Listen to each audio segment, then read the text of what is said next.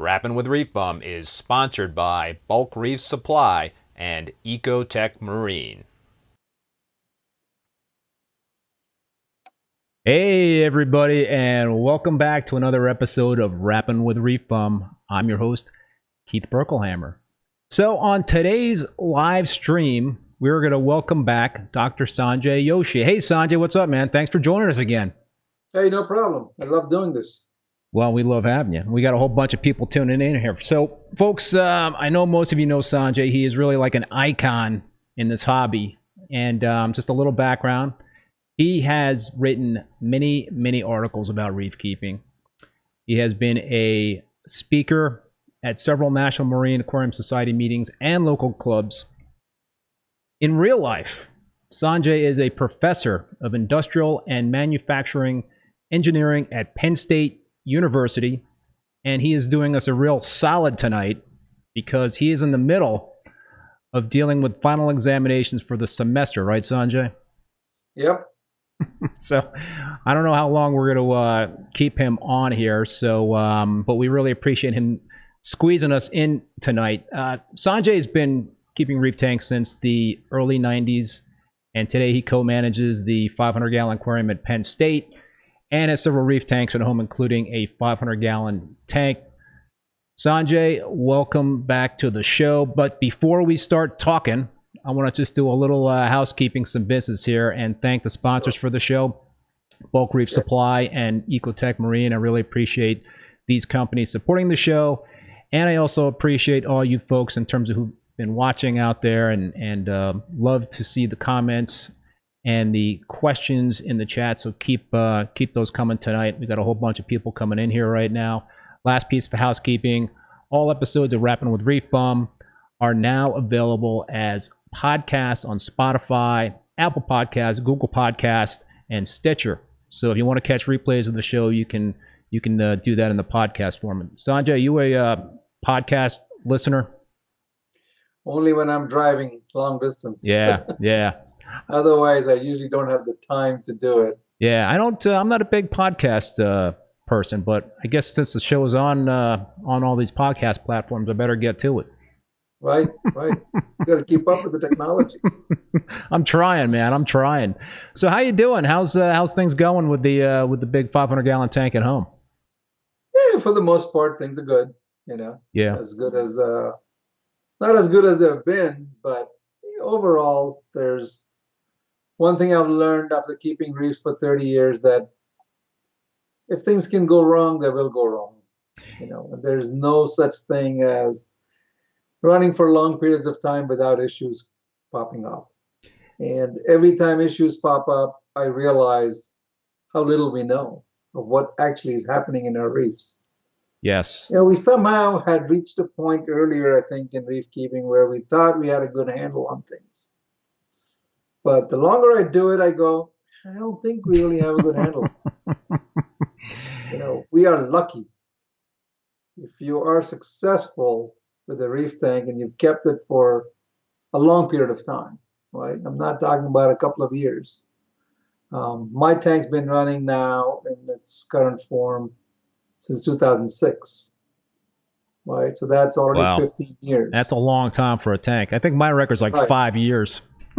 Right. So that's why, to me, it's kind of an experiment, right? Because most people don't keep tanks that long. And to me, it's like, okay, what happens to tanks when we keep them that long? What are the issues and things that we may be struggling with when you keep it that long? I think to me, that's been a kind of interesting thing. So I always look at any issues I have more as a learning experience. And sometimes you come out of it, with good results, and sometimes the results aren't good.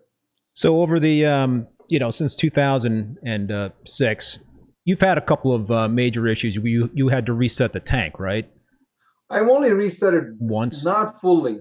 Okay. Partially reset it. Just the acros I reset. I kept everything else. That was due to flatworms, the acro-eating flatworms. I got into this situation where I started believing that they had to be out of the tank. Now I still have them, but I kind of have seen that they don't really take over the whole tank. You know, they, in the conditions, they can maintain a low population, the corals can handle them. And how do you manage the, you know, keep low populations of them? I'm not doing anything actively right now.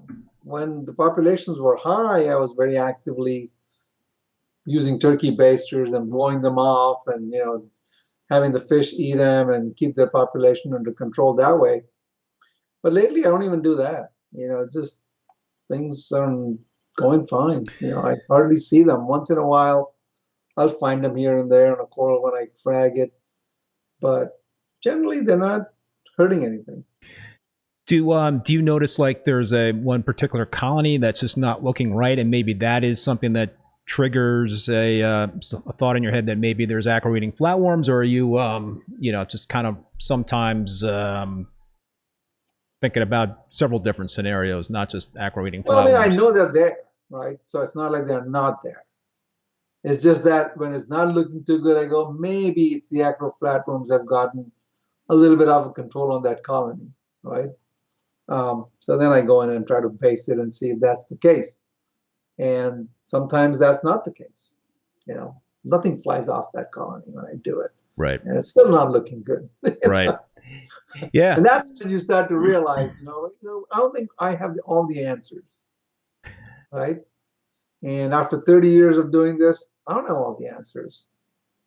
But yet I can get answers from all my issues if I go to the internet. There's lots of experts out there who can solve my There's problem. a lot of experts out there. There's a lot of experts. It can really make your head spin in terms of all the different opinions out there about how to handle That's what certain. they really are. They're all opinions. Yeah. Right. And guesses. And some are educated guesses, you know, that might have some grain of knowledge and usefulness that further needs looking into, or gives you clues on what you might want to look into. Right? I'm way past that point where it's my water parameters. Right? It's not the alkalinity, it's not the salinity, it's none of those things. Right? It's not the temperature. Those things can all be managed. Right? I know what's in my water. I can do ICP tests. They still don't answer the question on why some things still go wrong. Right. Which then that's why I say I don't think we know enough. Have you ever had your water tested in terms of the bacteria makeup, you know, the aquabiomics? I know Mike has done that. No, I haven't actually done that. I should maybe do it, at least. But I kind of want to do it in a systematic way,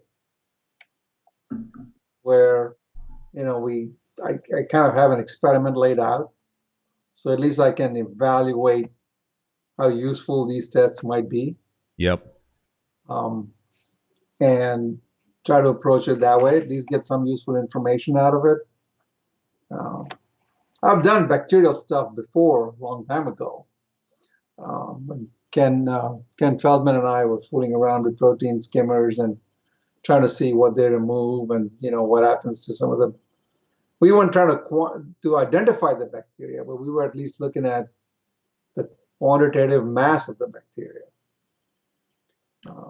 But I really think that there's a lot happening at the bacterial level that could be a potential cause of some of my problems.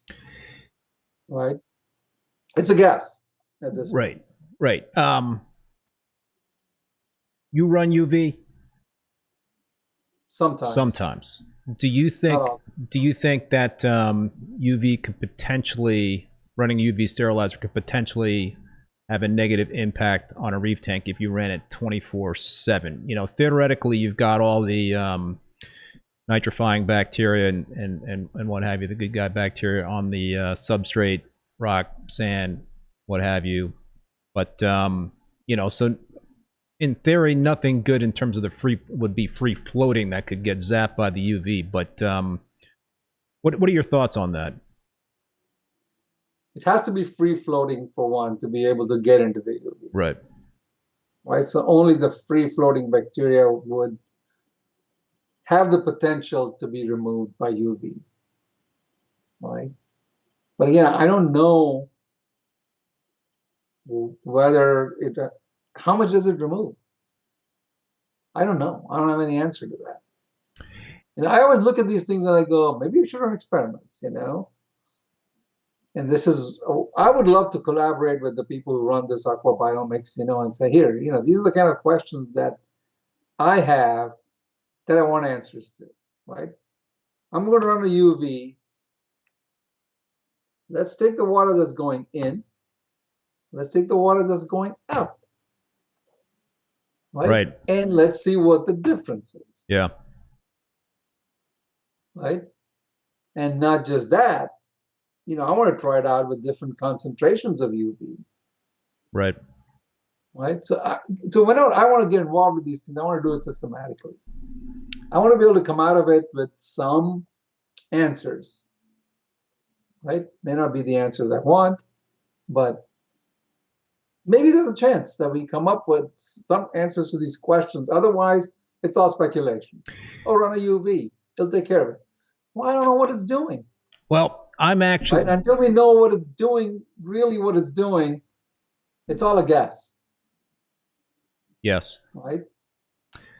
So I had actually Dr. Eli Meyer from Aquabiomics on the show, and we talked a lot, and they sent me a test, a microbiome test, and also a DNA test for my 187-gallon established tank. And it's a really healthy tank. You know, corals are just doing well, the aquas are doing great. And the results came back essentially that I had a low diversity of bacteria in the tank, but there was a good balance of bacteria. And the reason why Eli surmised that I had a low diversity of bacteria was because of the UV sterilizer. There was one particular bacteria, I guess, that was, you know, it was common for him to see that sort of profile with somebody running a UV sterilizer. So a couple weeks ago, yeah, I mean that's a good result, right? Right. So if they have that kind of data, then that's a good thing. Then it answers some of those questions. Right. And right. Now, is that a good bacteria that's removed, or is it a bad bacteria that was removed? I don't think it was. Yeah, I don't know. I mean, those are kind of questions that pop into my head. Right. It's like, okay, yeah, it's removing something. Good. So we know it's removing something. Right. Now, is it removing a good bacteria, or is it removing a harmful bacteria? Right. And then, you know, what is a harmful bacteria? I don't know. Right. Right. I mean, I don't know what they are. To me, that whole field is out of my expertise, out of my domain, right? But I think a lot of the answers might lie in that domain. Yeah, it is interesting. I mean, it wasn't on my radar a few months ago. I mean, I had never really contemplated getting my water tested in terms of the profile of the bacteria in there, and I exchanged emails with Eli when he was first starting the business, and then, you know, we tried to connect, but we never did. It was either he was too busy or I was too busy, and somehow that connection never happened. Well, yeah, so, he definitely is a busy guy. I have a hard time getting a hold of him sometimes too. But what that's all right. I mean, but you know, that's where I think a lot of the issues might lie. Yeah. And some systematic way of looking at it, you know, might be useful, right? At least this is how we make progress in science, right? We explore. Yeah, you know, and systematically explore it, not just, you know, randomly exploring it. But yeah, I'm doing a little bit of experiment myself. I turned my UV off on the tank, and I'm gonna leave it off for 3 months and kind of see what happens, and then maybe do another test after that, and just kind of compare in terms of the results, and also just well, hopefully everything will still be, you know, good and healthy in terms of what that how that tank is behaving. So Sanjay, I'm assuming, well, let's talk more about the bacteria piece of this thing here. What about bacteria dosing? Or have you done that at all? Have you bought into that? I mean, it goes back to that same question, right? What are you putting in your tank? What am I putting in my tank and why? Yeah. Right? So again, that bacteria that I'm putting in, is it really needed? Isn't there enough bacteria in my tank? Right? What bacteria is missing that I'm going to add with this bacteria that I'm putting in? I mean, to me, these are the main questions that pop into my head, and I go, yeah, I can surely dump stuff in my tank willy-nilly here and there, right? And not knowing the correlation of not knowing the effect, cause and effect, it's very hard to make a judgment on whether it even works, right? Yeah. So this is where I struggle with all of these things. I mean, it's like there's no way for me to assess it. I mean, the folk, right? And here's a coral that, let's say I take a coral that I use, and this happens to me all the time, right?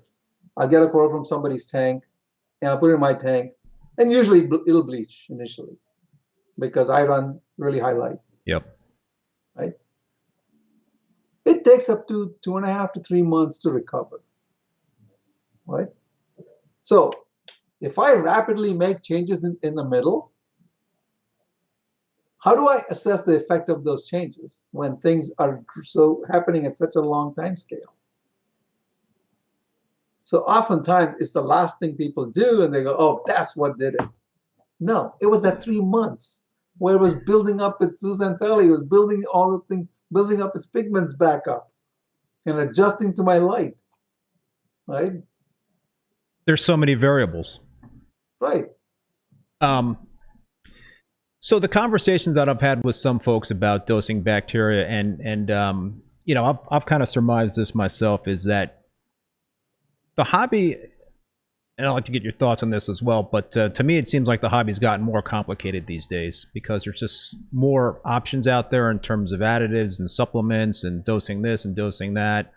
And but the other thing I think that has made it tougher is that the equipment that we have available to us today is a lot more efficient and powerful than it was when we kind of started in this hobby years ago.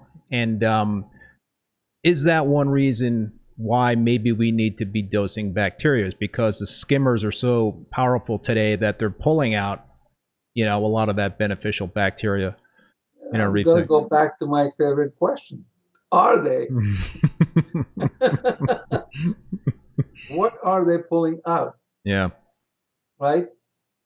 I mean, when Ken Feldman and I did some experiments on looking at just the bacterial biomass, we found that pretty much all skimmers were able to get the bacterial biomass to about, what, 30% or whatever, I forget the numbers, but up to a certain level, and it pretty much would stay there. It's just the rate at which it came down was different, but the end result was kind of the same. Right? So I don't know. This is where I struggle with the whole thing. Is you're telling me, if somebody tells me these things, I go, you have no basis to make that statement. I'm just I try to listen to the experts, but you know, Dr. Tim Hovenius was saying that you know, he recommends shutting off the skimmer for a couple hours a day to try to reduce that likelihood that you'd be pulling out beneficial bacteria. Well, I would turn my tables on him and say, first convince me that I'm pulling out beneficial bacteria. Right? Yeah. Convince me of that fact first. Then, okay, maybe then I'll look at replenishing it if I have to. So there's a whole lot of information that we don't have. Right? I know. And if you just buy it at face value, then you're just randomly doing things. This is the way I look at it. And don't get me wrong, I do things randomly myself too, right? Because we're all hobbyists, and at some point you go, you know what the hell, I'm going to try this, you know, and see what happens. Again, I cannot still tell you that this was the reason that it went away. Right. Because who knows what happened in there. The one thing that I do, I've been experimenting with dosing bacteria since the summer. So that's kind of like one of my experiments that I've been doing. And one of the positives that I like about dosing bacteria is that I was able to take my Chaeto offline, which, you know, I've used Chaeto reactors, I've used refugiums, and sometimes that Chaeto would crash. Sometimes it could be a pain in the ass to, you know, clean it, deal with it. And the dosing of the bacteria, I've been able to keep my nutrients pretty well, you know, in line with where I'd like to be. Sometimes they've gotten close to zero, which is bothered me a little bit. But, you know, I look at the tank, and if the tank is healthy, then I'm not too concerned. If the tank wasn't looking too good, then I would be more concerned. So that is the one, you know, benefit that I've seen in terms of dosing bacteria. You know, I'm still not convinced it's something I want to continue to do, but I'm kind of like in it for another few months, just try to make that long-term evaluation in terms of how it's been going. But I do like that fact that it seems to be able to handle the nutrient export in my tank. And in so I've got two tanks. I've got the 187-gallon tank that's been up for 5 years, and that's got a lot of corals in it. And I think those corals are really doing a lot in terms of the nutrient control anyway. I mean, I'm sure they're sucking up a lot of phosphates and nitrates. Then I got a much younger tank that I started a year ago that, you know, but again, I pulled my my algae reactor offline, and I've been dosing bacteria in that tank. And, you know, I've got like a little cyano in that tank. But it is a bare bottom tank, so I think it's been pretty manageable in terms of just siphoning out whatever you know, I see in that tank. But yeah, that seems to be a plus that I do like with dosing bacteria, is the that part in terms of helping to control nutrients. I mean, you could say, well, people were carbon dosing and seeing the same effect. So that scares me, carbon dosing. Right. So what was carbon dosing doing, right? It was basically, again, the idea behind it was that you feed the bacteria supposedly are being carbon limited, and you feed the bacteria, and then you potentially remove them through skimming and other means. And that's your, quote, means of nutrient export, and it brings the nitrates and phosphates down. There's evidence that it does that. Yes. The mechanism may not be very clear. They should really label what bacteria that's in that bottle. We just throw all bacteria into one bag and call it bacteria, right? Mm-hmm.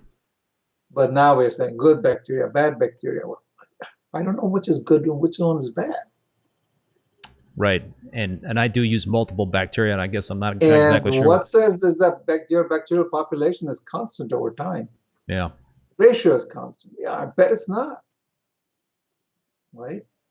I bet it's like your human body. Your bacterial compositions are changing all the time, and when it changes in a direction where it's not good, you start falling sick, right?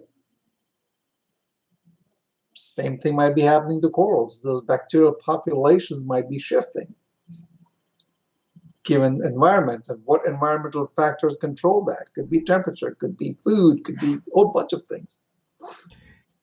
Well, just like what you said at the beginning of the show, Sanjay, there's a whole bunch of unknowns when you're keeping a reef tank, and you passed along a video to me right before the start of the show, and I'm gonna yeah, that was just to show you an example. I'm running the video now, and I think everybody will see it. Okay. Like it's like a 20-second delay, but it looks like you've got a little RTN on one of the colonies. It's not really RTN. Oh yeah, it's definitely STN. Tissue necrosis. It's not STN, it's not RTN, because it's very different in the way it forms and the way it spreads and the way it behaves. You know, I've been fighting this for over a year and a half now. Just randomly these episodes pop up? Corals will be perfectly fine, and randomly a spot will show up. It'll grow on the corals slowly, and then randomly stop. And then it'll pop up on a different coral. And then pop up on a different one. Okay? And it moves that way, and it doesn't completely kill the coral oftentimes. If it's a big colony, it doesn't kill it. Small colony might kill it. Okay? But that's what it does. And the way it dies, I can tell it's not STN, which is going up from the base and moving up slowly. No, this would happen right in the tips or somewhere in the middle of the colony somewhere. And it's not like RTN, because it takes its time going through. There'll be one little white patch I'll see one day. Okay?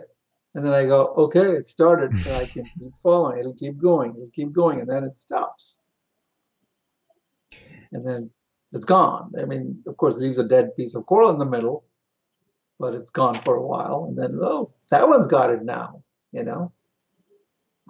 So it kind of did this for a while. And this is where some of the crazy experimentation then came into play, right? So my whole thinking was, this is bacterial. It's got to be. It's different from what I've seen, and it's some sort of an infection that's happening to these corals, some kind of a bacterial infection. And so I randomly said, you know what, I'm going to throw erythromycin in there and see what happens. But I'm going to run erythromycin very differently. Like, I'm going to put the erythromycin in and just maintain it for, not adding more, but just let that dose sit in my tank for 2 weeks, 3 weeks. Let it just go for 3 weeks. Keep that low level of whatever remains after my initial dose and see what happens. The first time I did it, all this die-off stopped. The corals even colored up, and I was like, oh, you know, this is good. Yeah. For 3 months, the tank was looking really good. And I was back to being excited about it. I'm like, oh, this is all great. And then a few days ago, I noticed this one again. And I said, this is back. And it's already seen it on another coral far away from it. You know, and I see that again. And I go, oh, it's not gone. Right? So I'm going to experiment. And I said, you know what? I'm just going to try this erythromycin thing one more time and see what happens. And it seems some corals, it doesn't happen to. Huh. Okay. And the ones that I had issues with early on, you know, years ago, a year or two ago, it's recurring on the same corals. If they get it once, I've noticed they'll get it again. You're getting a lot of confirmation from the viewers that agree with you. They think it's bacteria. Possibly John Benson mentioned the Vibrio bacteria. It could be. Yeah. You know, again, there's no, I don't know what it is, but then there's no cure for it. So I'm randomly saying, okay, let's just throw in one antibacterial and see what happens, right? Maybe I should try something else next time, but I don't know. Have you tried witch hazel? I did. Did you? Mike convinced me. Yeah, he's into the witch hazel stuff. Yeah, Mike is all into this witchcraft. I did it. It did nothing. Did nothing. It did nothing. And the response I got was, I should have done it for much longer. You know, I said, I followed your instructions. Okay. So it didn't do anything. Any clue? Maybe it was too mild, and erythromycin is a much stronger. But even like I said, I don't think the erythromycin is going to completely stop it. This is the second time I'm going to try it, and I'll have some answers next time and say, okay, maybe it worked, maybe it didn't. Yeah, I mean, this is just a real gray area, right? Because, like, how does that bacteria get into the tank? You know, can it get transferred from one tank to another? You know, what's maybe it was already there, and, you know, over time, like I said, the bacterial population's shifting. Yeah, we add corals from here, from there. You know, there's a lot of stuff happening that we have no clue, right? Bacteria come from the air, too. Yeah. You know? Yeah. I mean, that's how we used to cycle our tanks, right? In the early days. Mm-hmm. You didn't put any bacteria in there. No, you just stuck some live rock in the tank and you were good to go. Same thing with our freshwater tanks. We didn't put any bacteria, but they cycled, right? Mm-hmm. Because the bacteria from the air came and colonized it. Mm. Yeah. So it can come from lots of different sources. Reefaholic is saying try some Eco Balance probiotic, and Reef Keeper is saying it takes a ton of Eco Balance on a 500-gallon tank. So That sounds like it might break the bank there. Break the bank. It's cheaper for me to replace all the corals than to do all Yeah, these there you go, right? And who knows, it still might be in the tank. So, Sanjay, when I had... Did my video play? I didn't see it play. What's that? Did my video play? It did. Okay. Will you watch it on YouTube right now? No. Oh, you're not. Okay, yeah, you're not going to you're not going to see it on Skype. You're not going to see it on Skype. Skype. Yeah, you would have to be watching on YouTube. Okay. But that could, that could be distracting. As you can see, I mean, there's huge corals in that tank that are perfectly fine. Right. Right. And then this one here, it's got it.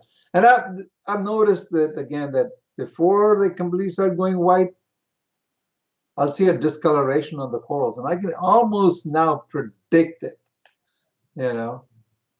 This coral is going to get it because I can see the color change on that coral. That's such a drag, when you kind of have that, when you have that feeling like, what's next in terms of, potentially losing a coral that you've grown for years and years and just admired for years and years. And all of a sudden it's just one day you wake up and there it is crapping out on you. This hobby is I always joke around that, my happiness often gets driven by how well my tank is doing. I know. I'm connected to it. I know. It's like Borg, when the tank's not doing well, I don't feel good. Right, you get a little depressed. It really is true, and that's a problem. It is. That's why I go, I don't think I can ever get rid of my tank, Just because of that, I'm so connected to it. I know. It is like an addiction. So there'll be times when I go, I don't even want to look at my tank right now. So, folks, this is a great opportunity to ask Sanjay some questions. I know we're talking a lot about certain things here.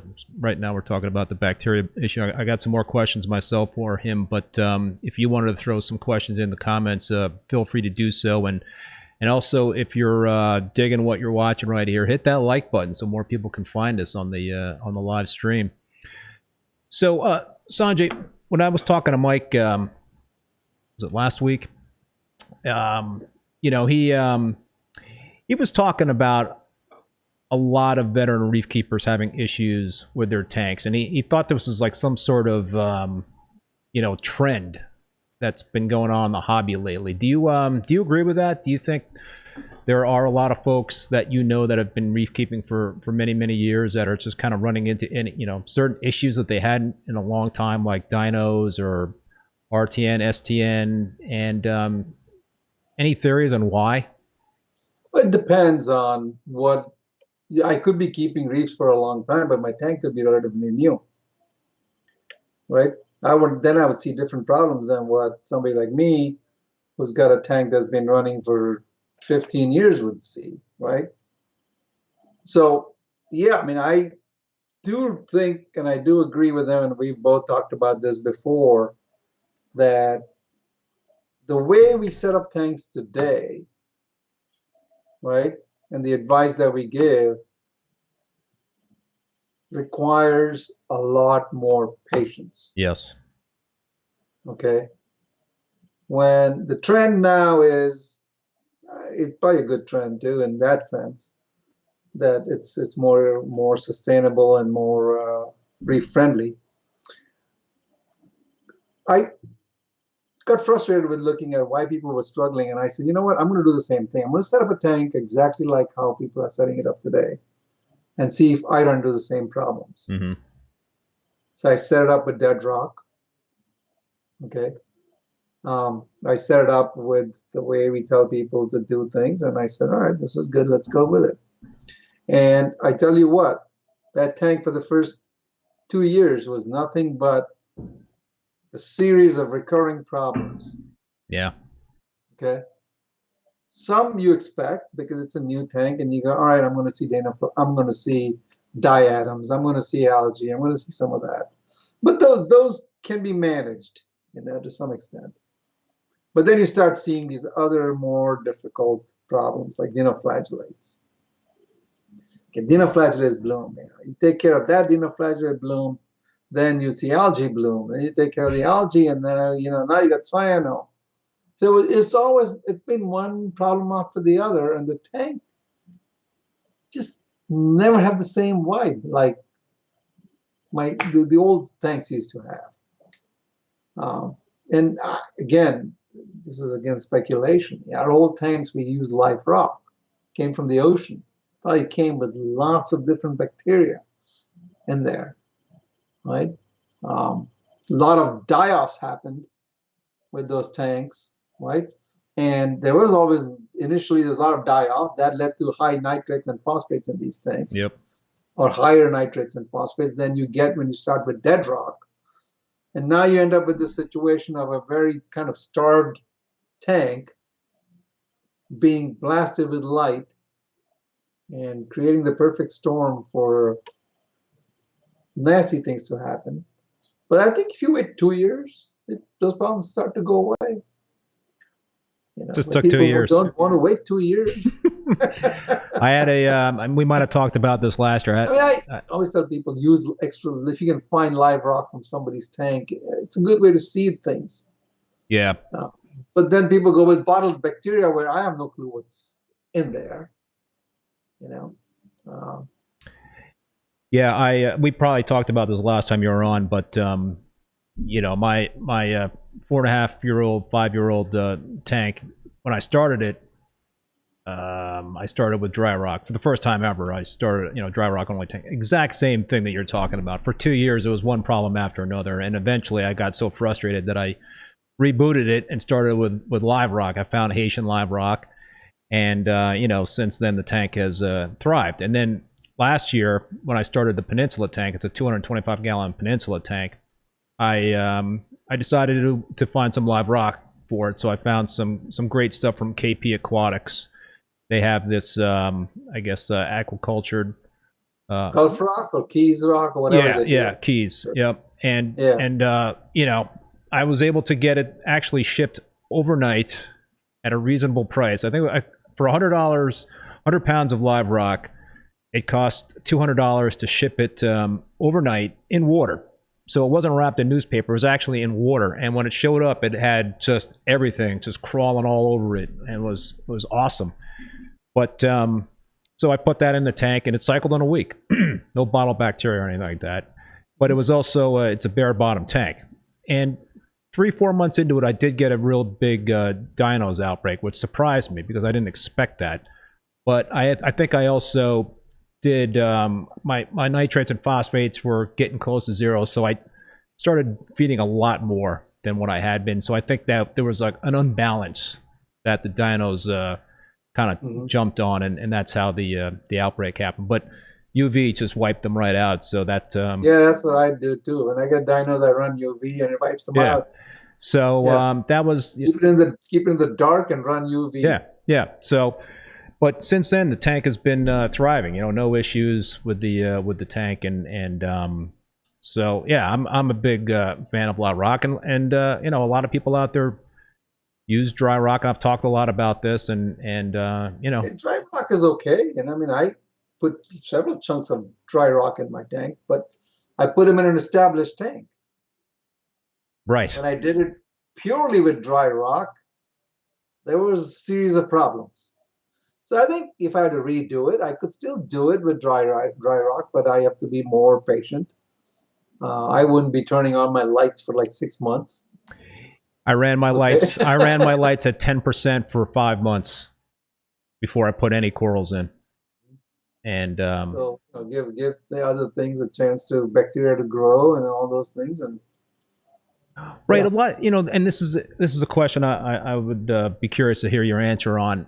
I've heard different answers on this. I have a belief that you should wait a while to put corals in a reef tank, because what I like to say is that you need to give the tank time to kind of get a feel for that system. You've got probably new equipment that you're using on that tank. There could be other stuff that potential issues that could you know, impact the corals that you have in that tank. I don't like to invest a lot in terms of corals early on in a reef tank, although I've heard others say it could be beneficial to put a lot of corals in as soon as possible. It is. It is. I think it's beneficial to put a lot of corals in there. Again, from the perspective of corals are big consumers of nitrates, phosphates, and other things. But when you put them in a tank where you're starting with dead rock and bare bottom, where there is no nutrients in your system whatsoever, right? Then the corals are going to suffer. Right. You know, it's like the same thing with planted tanks. If you ever set up a planted tank, if you don't do it right, you end up with algae, a lot of algae. Oh, yeah. Right? But if you stock the plant up with lots of plants initially to begin with, some fast-growing plants, that keeps the algae in check. I'll have to try that again because I've had minimal luck with planted tanks. I haven't tried one in a long time though. It's if you apply the same philosophy of reef keeping to them, they're not that difficult, right? Sure. Yeah, I mean, my planted tank is actually fully automated. See, that's a major thing is to have you know, kind of a tank going on autopilot. Yeah, this is what I wanted. I said I don't want to put too much work into it, you know, and I want an autopilot. My big tank was an autopilot for a long time. I know. It just was cruising along. Sometimes that happens. You know, and then once the problem begin, then sometimes I make it worse, right? Somebody claimed to have a treatment for flatworms once, and, you know, I said, okay, fine, I'll try it. I messed up my tank with doing that. What treatment was this? I don't even remember. It was this brown stuff in a bottle. It looked like some tree extract or something, some plant extract. And like, you know, wormwood? It could have been wormwood. I can't remember the name of the product, but the product could have been wormwood. But whatever, it was being claimed that it would eradicate the flatworms, and it didn't. You know. And it messed up my tank because I was dosing. I was just putting all this stuff in there. Nice. The tank would brown up. Oh, really? Yeah. No, that's not good. Like everything was like brown in there. It's like, but so, you know, yeah, I've done things like that. I do them I call it for the sake of science. Sometimes it's out of desperation or like, really, what else do I got to lose? Experiment, but yeah, oftentimes I'll just do these random things. I want to thank Johnny E for the super chat. Very generous, Johnny E. Comment is just a thank you, Keith, for doing these streams. Thank you, Dr. Sanjay, for taking the time to offer sensible advice for all of us. And I've heard we've seen other comments, similar comments about how you've got a very even keel, skeptical look at the hobby, which is a refreshing thing to have. Yeah, I think we have to. You know, we got good at it at some point, right? We solved all these initial problems, and we got good at it. And I think we got too confident about it. And nature said, no, that's not how we work. Overconfidence is a killer. You know? Yeah. So Scott McMillan is asking a question. I want to go back to this question. He's asking again about the bacteria, and the comment is ask Sanjay if he had this issue with the losing colonies when you were using metal halides, or is this only a phenomenon you've seen using LEDs? I wouldn't connect it to LEDs at this point, at least. I don't have any evidence to connect it to LEDs.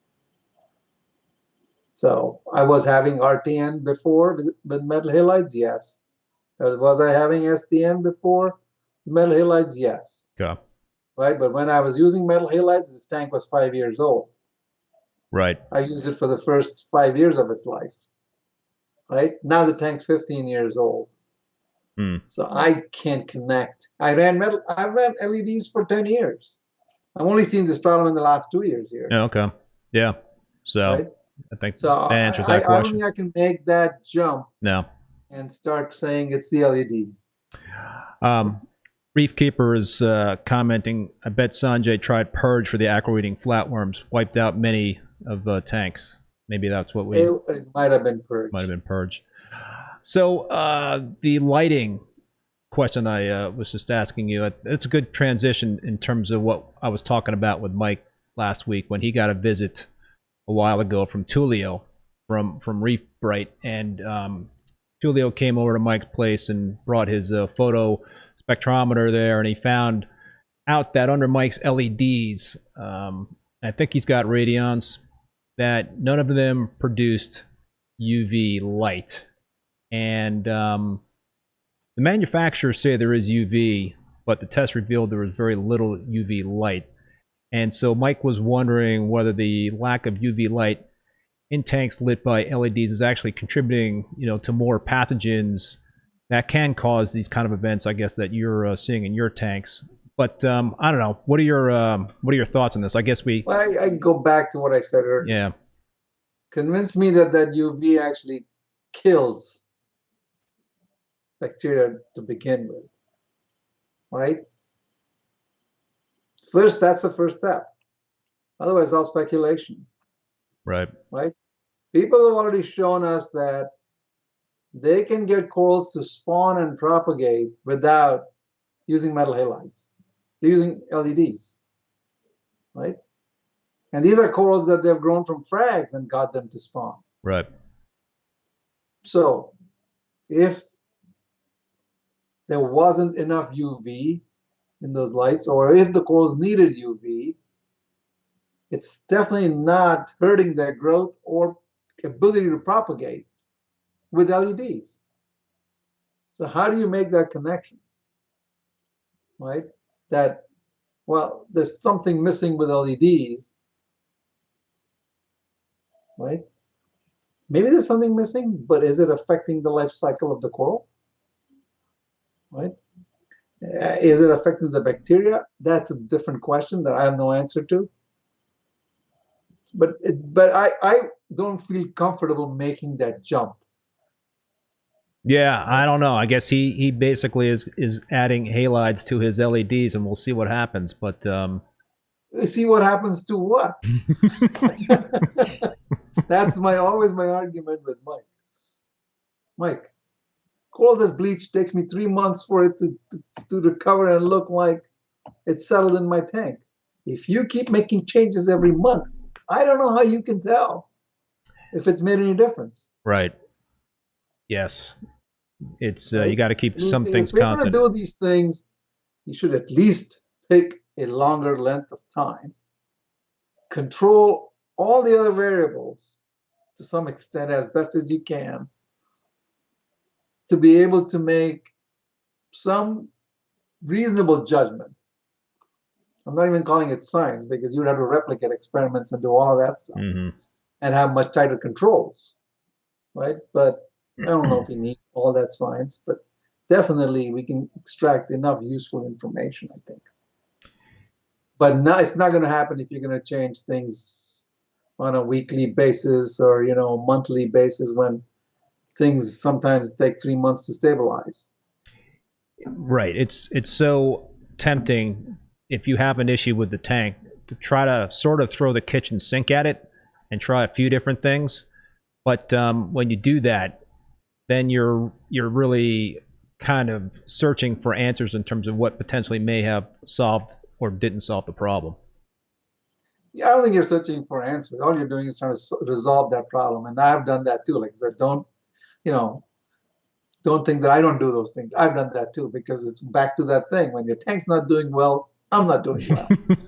And at that point, I go, I'll try anything, right? I'll try anything. And if it corrects that problem, I'm happy. But if you came back to me and said, is this what corrected the problem? I will not be able to give you an answer that I feel comfortable with, right? Because I did a whole bunch of things. Right. And I can pick one, right? And if you have the same problem, you did the same things that I did, you may not end up with the same result that I did. Right? So I always look at these things and I go, you make an educated guess, right? Keep your fingers crossed and pray and hope it works. Works, again, in quotes, because I don't know if that actually worked. Right. You're just kind of trying to understand more about what's going on based on what you're doing to the tank. But yeah, there are no clear answers unless you're setting up a whole bunch of different tanks and you're keeping a lot of things constant in those tanks and you're changing one of the variables from one tank versus the other tank. Then you know, it's tough to do that because you've got different life in each of those tanks. Right. Every tank is different. I could keep SPS, you could keep SPS, but our tanks are underlying could be very different. Right. Yep. You know, 3-year-old SPS tank is very different. That's when the tanks look the best. 2-3 year time frame. Start as frags, they look great, and then you get all sorts of issues happening, right? Oh yeah. So, I you know, you're right about that. It seems like the butter zone for a reef tank is about that 2 or 3 year mark, and you know, I've achieved that with my my established tank, and now I'm at the point, you know, it's 4.5, 5 years old, and corals are really crowding out one another, and I'm doing my best to keep things trimmed and what have you. But there's only so much of that you can do for certain types of colonies, and right, and so you want it to look good too. You don't want it to look like chopped colonies all the time, right? Especially people like me. I like big colonies, and so I'm going to grow them out. But growing them out kills everything underneath it. Right. No? And it's a game. Yeah, it's a dance that you're playing in terms of what's going to live and what's not going to live, and trying to move this to that part of the tank and maybe try to save this coral from that coral. I'm thinking about just doing a major reboot on the tank and trying to. I think every 2 or 3 years everybody should just reboot the whole tank, because that's what happens. It looks great for at that point. And then it's all downhill. So just do like what the planted tank guys do, right? They just reset their whole tank and restart it, but they don't have to wait 3 years for it. I know. I might do that. I just have to. It's, you know, it looks really, really good right now. I mean, it looks so full. But you know, the other thing I'm playing around with is going with more of a minimal aquascape, and you know, to do that, I would probably need to do it with dry rock. But what I would do if I did that was to set up like plumb in a second sump to the main sump, and just try to cook the water. Yeah. And just try to cook that dry rock for like 5 or 6 months to you know, to get that bacteria population, sponges and other microfauna going on that, and then try to slowly make that transition with the main display. Yeah, I think because these rocks, I mean, they're porous. They you know, there's lots of areas for bacteria to grow. But it takes time. And there's lots of good fun things that one can play around with. But I think at 3-4 year point, corals are getting big. They're fighting with each other. They have the will to survive. They're going to kill anything that they can kill. But that's nature, right? If you can kill it, you can eat it, you do it. Survival of the fittest. You do it. So I don't know, they go, shoot out some chemicals or kill them with chemicals or whatever the hell they want to do. Oh, God. You know? So we don't know. We just take, and we say, all right, well, let's put carbon. Carbon will remove it. Well, I go back to my question. I don't know what carbon removes in your tank. Yeah, you don't run carbon, do you? I do. You do? Okay. It clears up my water. Right. Notice that. Yeah. And then, you know, based on the experiments I did with Ken Feldman, if you want to reduce organic carbon in your tank, carbon is way better than a skimmer. You want to remove organics from your tank, carbon is way better. Interesting. So I always run carbon, small amounts. Yeah, I've always run carbon too. I like the fact that it keeps the water clear. Yeah. So we got a couple of random questions, Sanjay, and folks, certainly put your questions in the chat. I'll do my best to keep track of them here. We've got one question from Blue Reef. What's Sanjay's opinion on what's going on in Hawaii with fish and coral from Indonesia and other places? What do you think's what do you make of all that in terms of where we're going in this industry with collection? I think to some extent we put ourselves in that boat, right? And I think I don't like what's happening, but I don't see how it shouldn't be happening, right? I mean, people are over. I'm not saying in Hawaii it's that bad, but in other places, people overfish, they overcollect, right? They're claim to be farming, but they're not really farming, right? So there are a lot of illegal activities that go on. And I think all of those things put the hobby in a bad light. And all these governments and people in charge, they want to make themselves look good. So they basically say, well, look, you know, we care about the environment. We're going to stop shipping of corals. We care about the environment. We're going to stop shipping of fish. You know, it makes them look good too. Right. But I don't see any easy way out of it. You know, unless it's a concentrated effort by both parties. And I just don't mean the hobbyist and the supplier, but the governments and the whole chain that's involved in it. Right? I mean, we know corals grow fast. Farming is possible, but there's a cost to farming. Mm-hmm. Right? And that's what happens. A farm coral now costs me 40, or not me, but somebody else, $40 to grow. They have to grow it for 2 years. They have to have employees tending to these things. Right. There's costs associated with growing it. Right. Right? Somebody undercuts you by going and chopping up the reef and offers it at a lower price. Guess what happens? Mm-hmm. Right? People start buying from him. Well, he's the one who's doing things illegally. It's cheaper, and we promote it. Yeah. Right? So that is our fault. We promoted that. Do you think that directly or indirectly, because wholesalers make more money. Right. If once you start selling a farm coral for $60, whatever, I'm just throwing a number out. 60 is too damn cheap these days, but that's my frame of reference, right? I've been in the hobby too long. And you were buying it, let's say half of that. But now somebody's offering you a coral for $10, and you can still sell it close to 60. Yeah. No brainer. Yeah, unless you consciously make an effort. Right. Right? And that's the struggle. So, at some point, there's these illegal activities start to get out of hand, and people, to make themselves look good, want to put an end to it. Right? How healthy is the hobby right now in terms of potentially leaning less on wild collected fish and corals that let's say are maricultured in the ocean? Are we going to get to that point where we're going to have to just rely on what we already have floating around here in the hobby? And we could get to that point. I mean, a lot of hobbies have gotten to that point, right? In the reptile world and the bird world, it got to that point. Mm-hmm.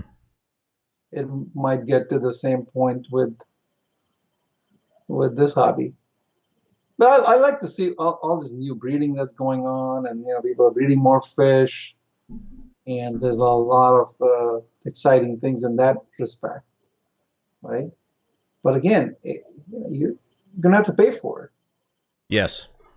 Right? Yes. I mean, there's no reason today to get a wild-caught clownfish. I mean, people are breeding them all over the place, right? Yeah. And once you get to volume, I mean, I'm a manufacturing engineer. We know once you start mass producing, the price comes down. Yes, it does. Okay.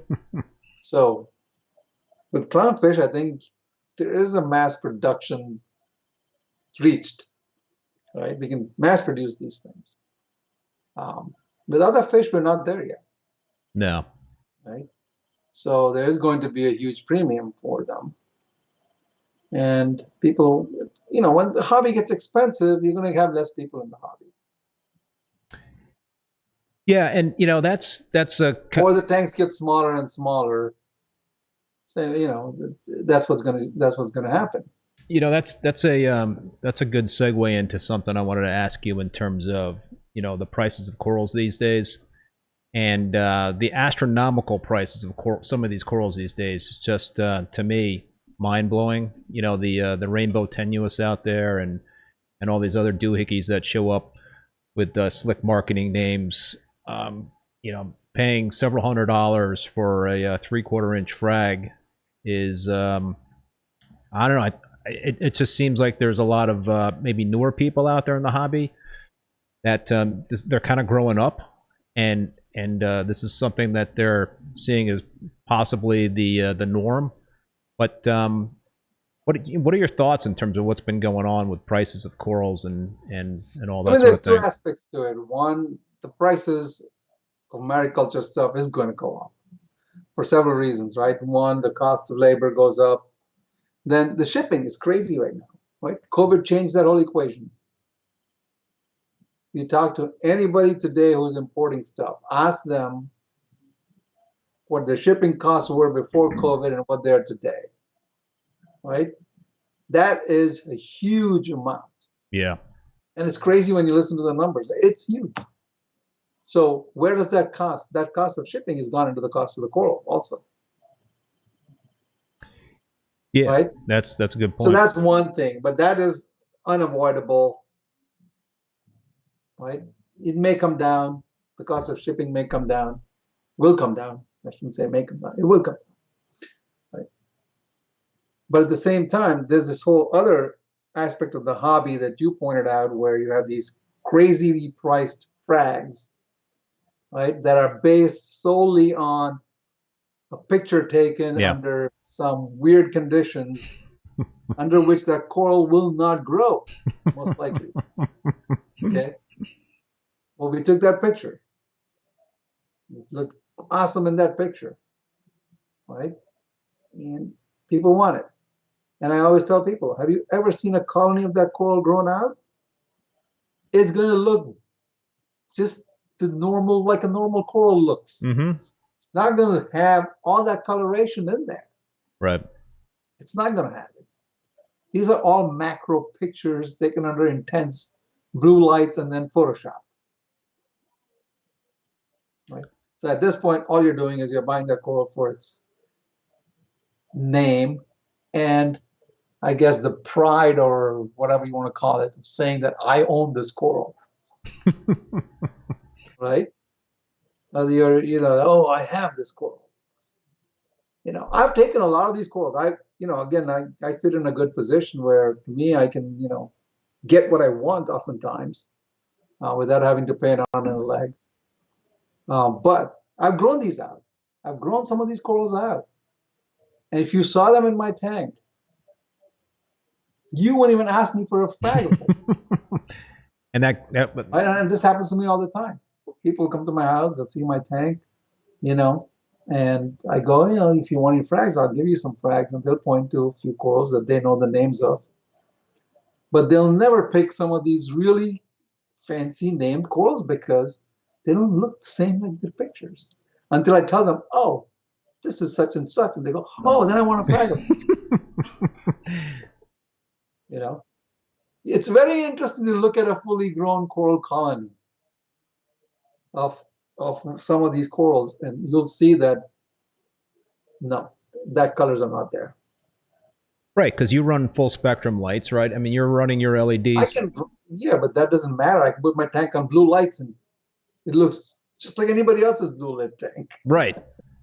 Right. And you got to put on these orange glasses to actually... Right. Orange glasses to see the colors. All right. You know, to each its own. I mean, I don't like to push my agenda or my thoughts on anyone. If that's how you like your tank, that's how you want to spend your money, sure. Who am I to tell you that's not the way to do it? Right? You know, I mean, ultimately, we're doing this for our pleasure. If that gives you pleasure, then fine. You know, do it. Right, and for sure, it's a very personal hobby. People have distinct tastes and all that sort of thing. I think that in terms of the hobby being affordable, there are definitely some beautiful corals out there that you could pick up on a dime that are stunning. Yeah, there's lots of nice corals. There are beautiful corals. You can have a beautiful soft coral tank. You don't need to have all acros. There's a lot you can do in the hobby and not get into this game of having to spend a lot of money on equipment. We used to keep tanks and had good success with hardly any equipment. I know. Okay. I know. And now it seems like every time some new hobbyist has a problem, right, the solution given to them is more equipment, more equipment, more equipment. And the equipment is not cheap anymore. No. It's not. Right? I'll pay $3,000 for a skimmer. And I look at it and I go, are you out of your mind? It's a piece of plastic. It can't be that expensive. Shouldn't be that expensive. Especially when you can convince me that A is better than B in function. Right. Is it making that big of a difference? That's all speculation on your part. Mm-hmm. Are you still running the that big, tall countercurrent protein skimmer? Finally, it broke, and I had to get rid of it. All right. It just there was enough epoxy on it, and finally still failed. So you had to bite the bullet and get something more modern. Yeah, I got a different one now. I've got the Deltec skimmer that I'm running on there now.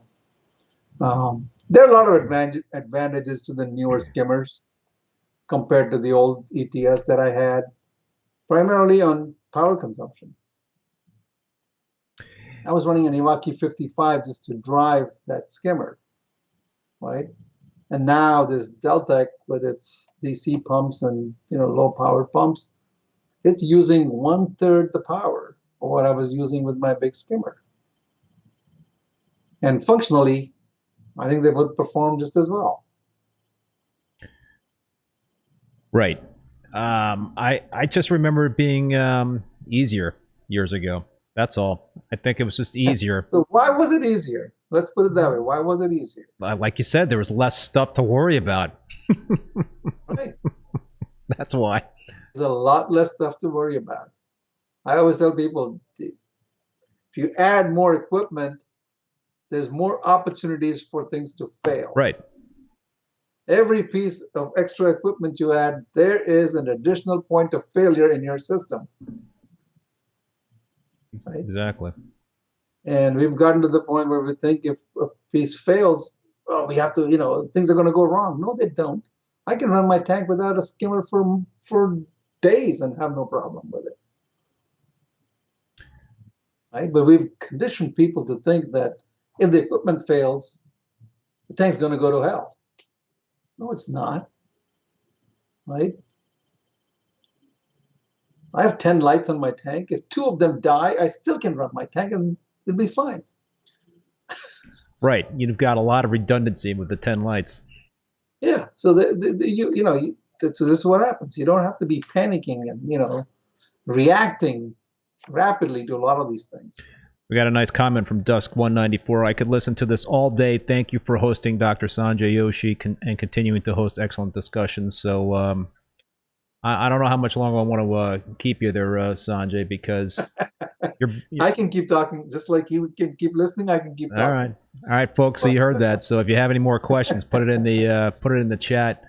But the Steelers are going to play soon, so I'm going to go have to watch the football game. Oh, they're on.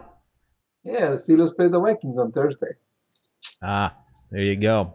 And the Steelers are close. Pittsburgh team. They're Valetta's team. Are they? He's Mr. Steeler. He's Mr. Steeler. They're on the cusp of being in the playoffs, right? It's too far away yet. They're kind of 50-50 team at this point. All right, we'll only keep you. Quarterback's too old. We'll keep you for like another 10 minutes or something like that. That sounds good.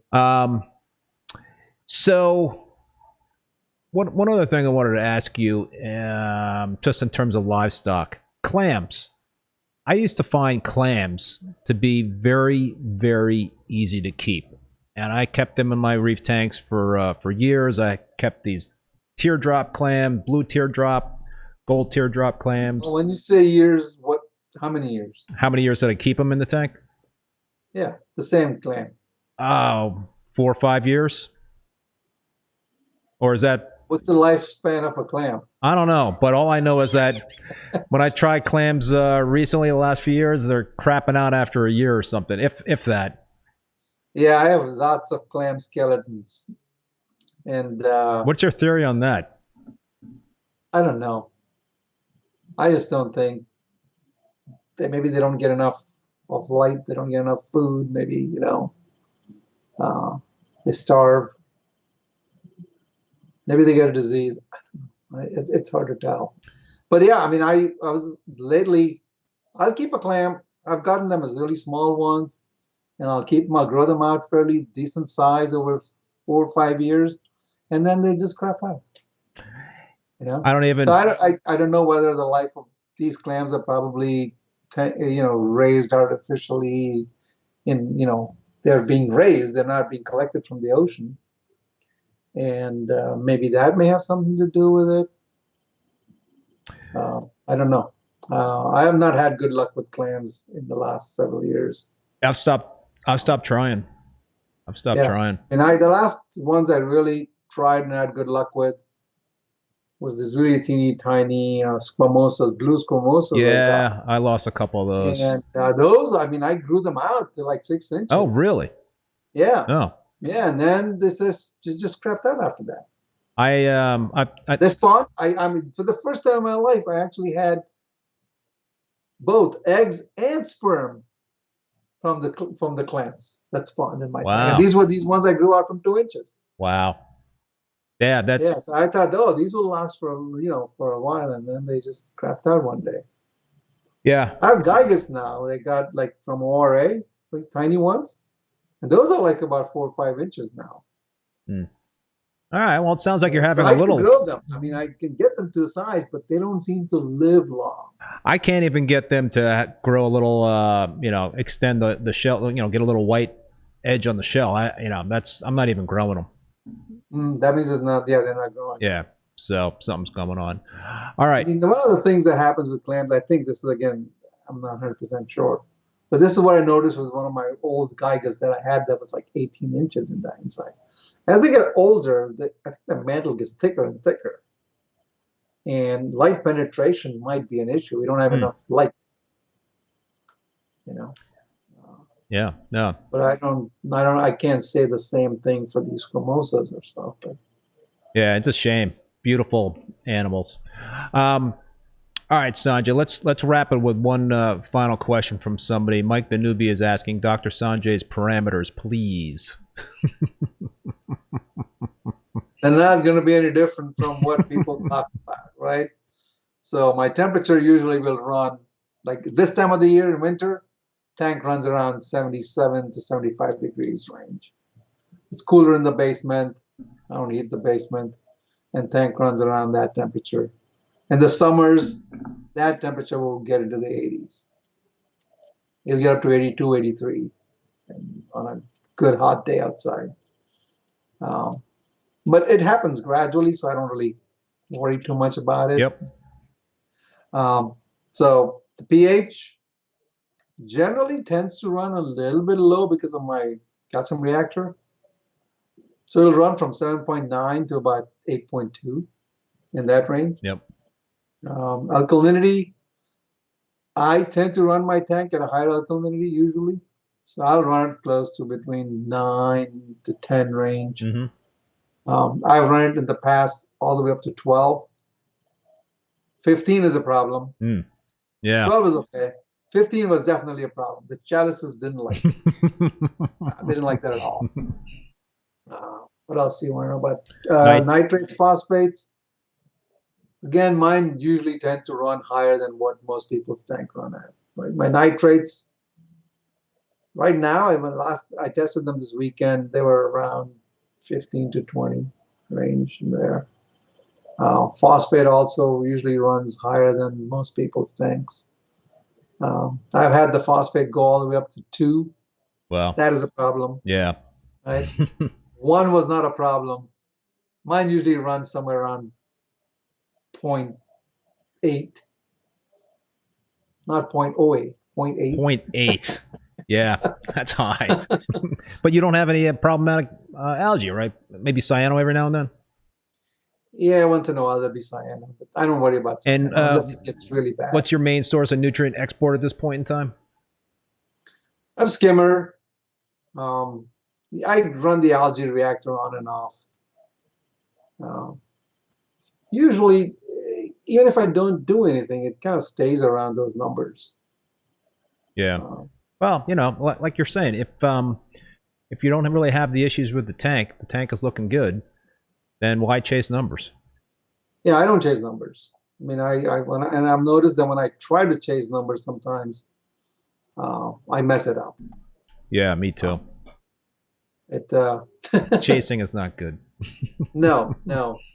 A tank that's very comfortably running at high values, and I've tried to force it down. I tried adding lanthanum chloride one time. Not a good result. Nah, you're playing Russian roulette with that stuff.